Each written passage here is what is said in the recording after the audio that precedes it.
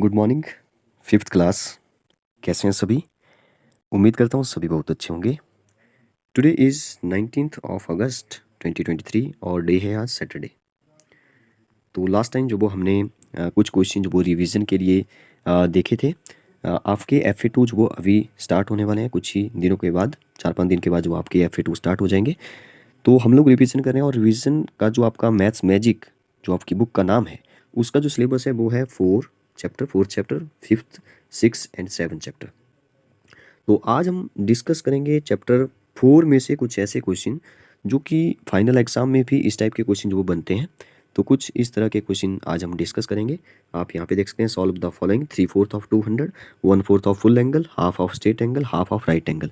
इन question को करने से पहले आपको एंगल्स के बारे में पता होना चाहिए, 1/4 के बारे में क्या होता है, हाफ क्या होता है, 3/4 क्या होता है, वो जो वो थोड़ा सा आपको पता होना चाहिए। तो चलिए फिर ज़्यादा डिले ना करते हुए स्टार्ट करते हैं।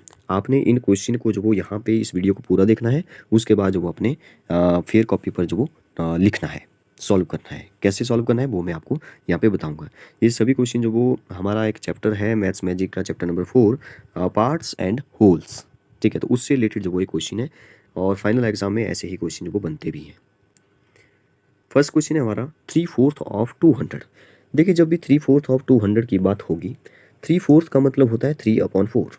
तो आप जब वो सॉल्यूशन में लिखें, आप चाहो तो यहाँ पे वीडियो को पॉज करके, जैसे मैं जो वो यहाँ पे सॉल्यूशन लिखूंगा, वीडियो को पॉज करिए और जो आप नोट भी कर सकते हैं साथ साथ में। तो सॉल्यूशन में 3/4 का मतलब होता है 3/4, ठीक है। मैं ना वाइट जो हमारा उसको लेता हूँ, नहीं ये जो वो रेड वाला ठीक रहेगा।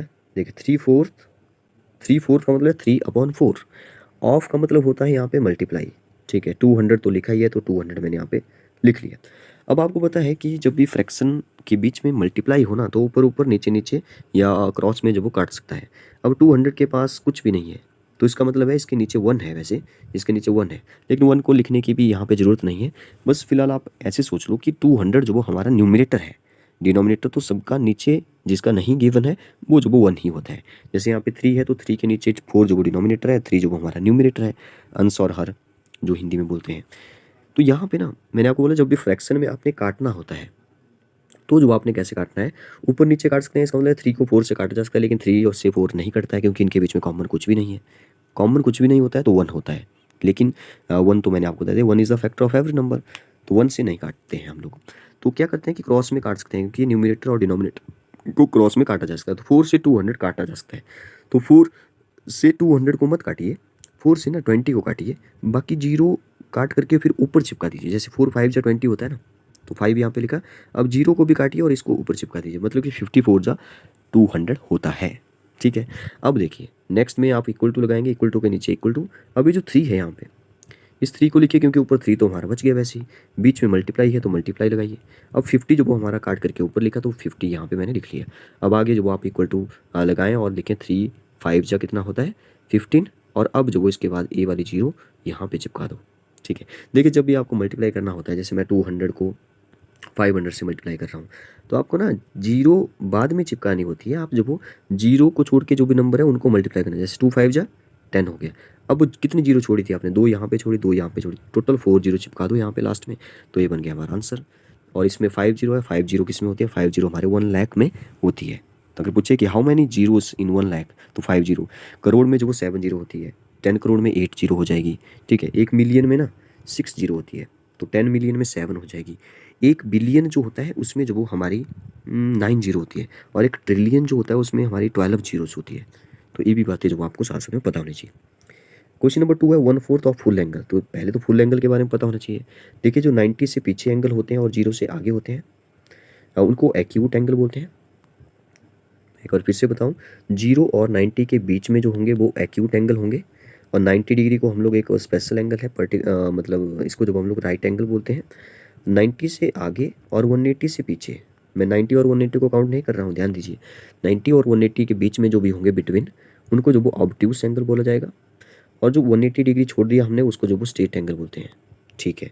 और 180 से आगे और 360 से पीछे वाले एंगल जो वो हमारे रिफ्लेक्स एंगल कहलाते हैं। और 360 डिग्री एक फुल रेवोल्यूशन कंप्लीट हो जाता है। जैसे अगर मैं यहाँ से चलूँ ऐसे ऐसे 90 डिग्री, फिर 180 डिग्री, फिर 270, फिर ये जो वो पूरा एक सर्कल बन गया, तो इसको फुल रेवोल्यूशन बोलते हैं। तो ये 360 डिग्री का होता है। इसको फुल रेवोल्यूशन बोल दो चल पड़ेगा, फुल एंगल बोल दो चल पड़ेगा, कंप्लीट एंगल बोलो चलेगा, ठीक है। तो 360 degree is the complete angle, full angle या पूरा रेवोल्यूशन, एक रेवोल्यूशन, ठीक है। फुल रेवोल्यूशन नहीं, एक रेवोल्यूशन बोलेंगे, तो फुल भी बोल सकते हैं, बात तो एक ही है। तो इसने पूछा कि 1/4 ऑफ फुल एंगल, तो लिखिए 1/4 सॉल्यूशन में, ठीक है। तो इसका जो सॉल्यूशन है वो हो जाएगा 1/4। फुल एंगल कितना होता है, 360 होता है, तो 360। अब मैंने बोला जीरो को मत काटिए, साथ में 36 को काट लीजिए। 4 9 जो होता है 36। अब जीरो जो काटी थी उसको ऊपर चिपका दो। 90 इज द आंसर। ये 1 बच गया, 1 × 90 इक्वल टू 90, क्योंकि 1 से किसी भी नंबर को मल्टीप्लाई करते हैं तो वही नंबर आ जाएगा। 90 is the answer. Next question है हाफ ऑफ स्ट्रेट एंगल। अब हाफ का मतलब होता है 1/2, ये आपको पता होना चाहिए। हाफ मतलब 1/2 और स्ट्रेट एंगल मतलब कि 180, ठीक है। तो कुछ इस तरह से। अब फिर से जीरो बाद में लगाइए, 18 को काटिए, 2 1 जा 2 एंड 2 9 जा 18, तो जीरो एक लगा लो फिर। तो 92 जा होता है 180, 90 इज द आंसर। हाँ, एंगल की बात हो रही है सभी जगह। हाँ, इसमें एंगल, फर्स्ट वाले क्वेश्चन में एंगल की बात नहीं हो रही है, तो इसको सिंपल लिखें। लेकिन जो भी इनके आंसर निकलेंगे, जैसे 1/4 ऑफ फुल एंगल निकला था 90, तो 90 के बाद ना डिग्री जरूर लगाएं, 90 के ऊपर डिग्री जरूर लगाएं। स्ट्रेट एंगल का आधा जो वो 90 हो गया।